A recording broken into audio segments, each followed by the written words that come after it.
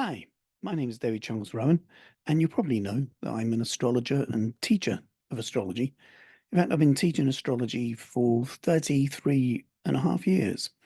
And I was talking to someone about my introduction to astrology course that's starting this June, and describing the kind of the breadth of what's possible with astrology, how deep it is, and how illuminating it can be for self-understanding and understanding others as well.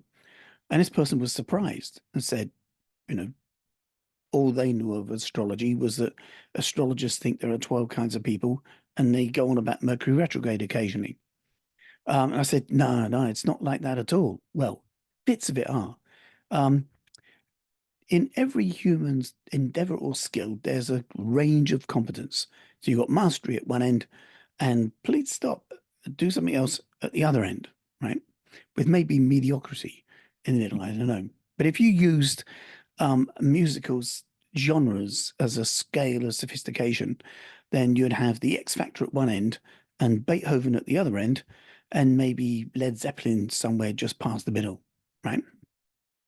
So all of the things that say there's only 12 kinds of people and you're a Taurus, you're a Gemini, or all that stuff from media columns, all that belongs in the X Factor end. And the stuff that I teach is aspiring towards the Beethoven end. And this person said, well, I didn't even know that existed. How come it's not well publicized?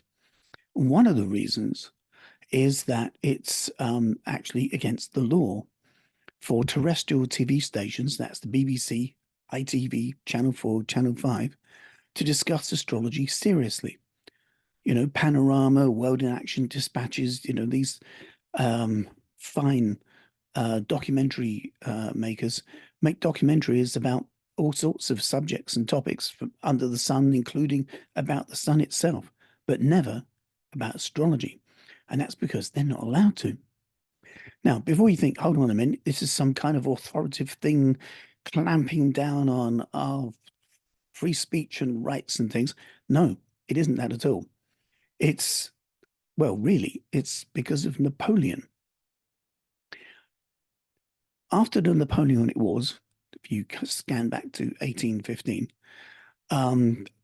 there were a lot of homeless and very disfigured and injured young men. Most cities throughout Europe had a population that were deeply disfigured by those bayonets, could do terrible wounds, and there was no anesthetic, there was no antiseptic. And so a lot of their wounds were going, septic and things like this. And as you know, the French have a cafe society. And we don't in England, we don't necessarily have a cafe society. And you might think, well, that's because, it's cold here, but there are certain latitudes of southern England that are further south than latitudes of northern France. So it's not just temperature, it's a cultural thing.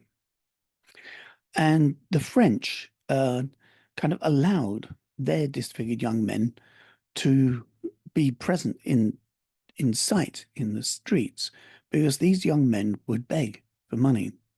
And they'd do all kinds of things while they were begging for money. They'd do things with dice, they'd do pick a card, they'd read the bumps on your head and kind of tell your fortune. They'd read your palm, they'd do all sorts of things. They'd juggle, right? And so any of the things that these people were doing, the British lumped together in a piece of legislation, the 1824 Vagrants and Vagabonds Act. So straight away, jugglers and fortune tellers and bumps on the head readers and card sharps and things all got lumped together in the same piece of legislation that covers people who are vagrants or vagabonds. A few years later, they added astrology into the pot. So for a while, it was illegal to conduct astrology. It said that the police would, hire an astrologer to do a reading. And after the reading, when the astrologer requested the payment, the handcuffs would go on. And much to the consternation of the chattering classes of its time, there was a theosophist called Anon Leo And he was taken to court twice for conducting astrology. And the second time, he was scandalously uh, found guilty and given a fine of £5. Now, the BBC began in the 1920s, and hot on its heels was independent television. And of course, the BBC was government controlled, so they could control content. And this is a time when church and state were very closely wedded together, right? It said in 1977, when the Queen went to visit the television studios to watch a recording of a sitcom called The Good Life, the TV cameramen wear bow ties. No one was looking at the cameramen. Not even the viewers couldn't see the cameramen, but they were wearing bow ties out of deference to the crown. So in the 1920s, that sense of deference for authority and the relationship between church and state was even more bound up together. So in order to control the content and output of independent television, a body was set up called the ITC, the Independent Television Commission. And they had a policy document, what could be shown, what couldn't be shown.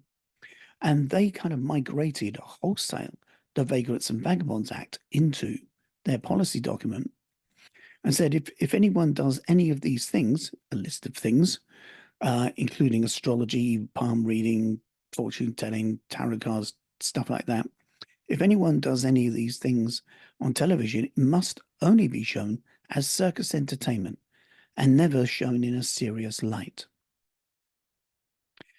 Ofcom have taken over from the ITC, and they migrated the policy wholesale. So the BBC, ITV, Channel 4, dispatches aren't allowed to discuss astrology seriously. They can mock it. They can have it as circus entertainment. So you can have an astrologer or morning television wearing a fluffy jumper and talking about your stars. That's fine, but not in a serious kind of manner. So that means then that the population generally don't know that there's a Beethoven end to astrology. They don't know how serious it can be and what you can do with it and what it can reveal about you.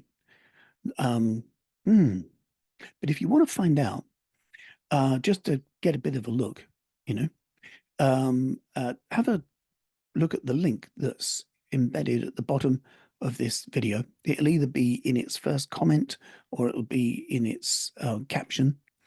And that will take you to the webpage that gives you a description of what my introduction course covers.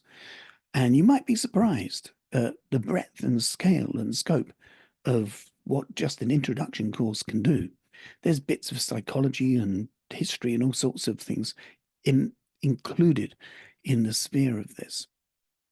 And I'm at the moment, because of the cash cost of living crisis and things and the hardship people are going through, if somebody books the course before the end of May, you can save £500.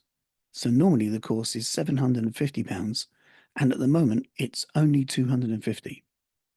And if 250 is a bit of a stretch for you, contact me directly and I'll have a chat with you and see if we can find a way to make it easy for you to be able to have access to information. Because I'm a teacher first and a business person second, really. I love sharing the information about this topic because it's so illuminating. And when you see people kind of realizing that there's far, far, far more to it than they ever first thought, it's cool, and it's fun as well. So yeah, if you're interested, take a look. Just follow your curiosity and see where it goes. And if you have any questions at all, please feel free to contact me, and I'll be delighted to hear from you. Okay, so take care. Hopefully, hear from you soon. And yes, and the website, by the way, is davidrowan.co.uk. All right, catch you soon. Bye.